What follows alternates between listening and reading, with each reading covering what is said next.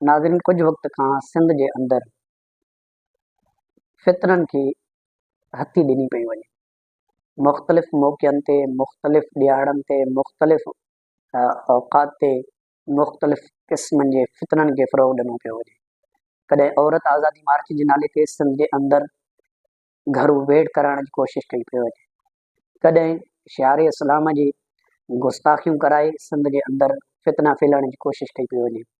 कॾहिं सिंध जे अंदरि अल्लाह पाक जी शान में गुस्ताखी कराए सिंध जे अंदरि फितना करण जी कोशिशि कई पई वञे।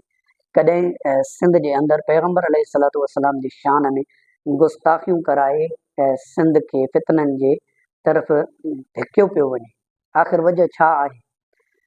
पाकिस्तान जेको चइनि सूबनि ते मुहित आहे, ख़ैबर पख्तूनख्वा पाकिस्तान जो हिसो आहे, पंजाब पाकिस्तान जो हिसो आहे, बलूचिस्तान पाकिस्तान जो हिसो आहे, पर उते एतिरी गुस्ताखियूं कोन थियनि थियूं। पाकिस्तान जे मुख़्तलिफ़ सूबनि जे अंदरि क़ौम परस्त जमातूं, सियासी जमातूं, मज़हबी जमातूं रहनि पियूं, पर किथे बि अहिड़ा फितना कोन था नज़र अचनि। आख़िर सिंध में अहिड़ी छुड़वागी छो आहे? क़ौमी इदारनि जे कंहिं बि वॾे मनसब ते फ़ाइज़ अफ़सर जे शान में का घटि वधि पोस्ट हले थी, का सोशल मीडिया ते मवाद शेयर थिए थो, त रातो राति उहो खंभिजी वञे थो। जेकॾहिं पाकिस्तान जे क़ौमी परचम जी तोहिन थिए थी, त रातो राति सिंध जे अंदरि उहो बाग़ी पाकिस्तान जो खंभियो वञे थो। त आख़िर वजह छा आहे? अल्लाह जे रसूल सां जंग जोटण वारो, अल्लाह जे रसूल जे शान में गुस्ताखी करण वारे गुस्ताख खे आख़िर छो न गिरफ़्तार कयो पियो वञे? आख़िर साइबर क्राइम जूं टीमूं इन्हनि गुस्ताखनि जे मुतालिक़ छो ख़ामोश आहिनि? पाकिस्तान जा क़ौमी इदारा, सिंध जा जेके क़ौमी असांजा हुकाम आहिनि, क़ौमी इदारा आहिनि, उहे छो ख़ामोश आहिनि?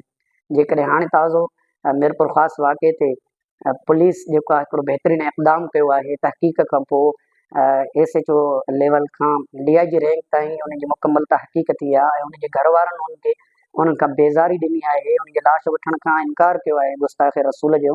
त आख़िर उन खां पोइ बि सिंध जो जेको हिकिड़ो बेहूदा तबिक़ो आहे, क़ौम परस्त तबिक़ो आहे, दहरियो तबिक़ो आहे, जंहिं अज़ल खां ई अल्लाह जे रसूल सां जंग जोटे छॾी आहे, उन जे ख़िलाफ़ अमली कार्रवाई छो न थिए थी? उन्हनि लिबरल लॾे जेको आहे त इन कम खे छो खयो आहे?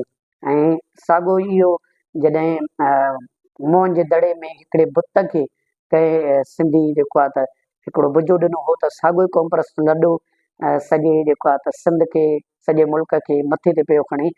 आख़िर हिकिड़े बुत जी गुस्ताखी ते उहे एतिरो शोर बर्पा करे सघनि था त अल्लाह तबारक व तआला, अल्लाह जे रसूल शियारे इस्लाम जे मुतालिक़ मुसलमान बुलंद छो नथा करे सघनि ऐं उहे क़ानूनी कार्रवाई या क़ानूनी चारा जो छो नथा करे सघनि? इन वाक़िअनि जो रोकथाम थियणु घुरिजे। सिंध जे अंदरि ही हिकिड़ी साज़िश सम्झूं था। सिंध जी मज़हबी क़यादत, सिंध जी मज़हब धुरियूं, चाहे कहिड़े बि मकतब फ़िक्र सां उहे तालुक़ रखनि थियूं।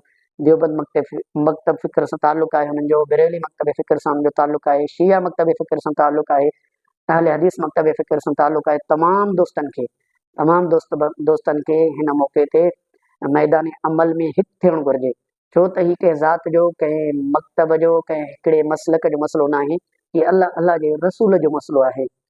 सो उमेदु आहे त सिंध जे मज़हबी धुरियूं सुजाग थी करे इन जी पोइवारी कंदियूं ऐं अॻिते जे लाइ अहिड़नि वाक़िअनि जे रोकथाम जे लाइ अमली किरदार अदा कंदियूं। क़ानूनी चौराजोई जे ज़रिए, अदालतुनि जे ज़रिए, क़ौमी इदारनि जे ज़रिए अहिड़नि वाक़िअनि जी रोकथाम जे लाइ पंहिंजो अमली किरदार अदा कंदियूं रहंदियूं, तां त सिंध बाबुल इस्लाम सिंध, सूफ़ियुनि जी सरज़मीन सिंध, अल्लाह वारनि जी सरज़मीन सिंध इन्हनि फितरनि खां बची वञे, चाहे उहे कहिड़े बि आड़ जे अंदरि फितना हुजनि, लिसानियत जे बुनियाद ते हुजनि, क़ौमियत जे बुनियाद ते हुजनि या मज़हब जे बुनियाद ते हुजनि, त अहिड़ा वाक़िआ रोनुमा न थींदा, त इनशा अल्लाह अहिड़ा फितना बि आम न थींदा। अस्सलामु अलैकुम वरहमतुल्लाह।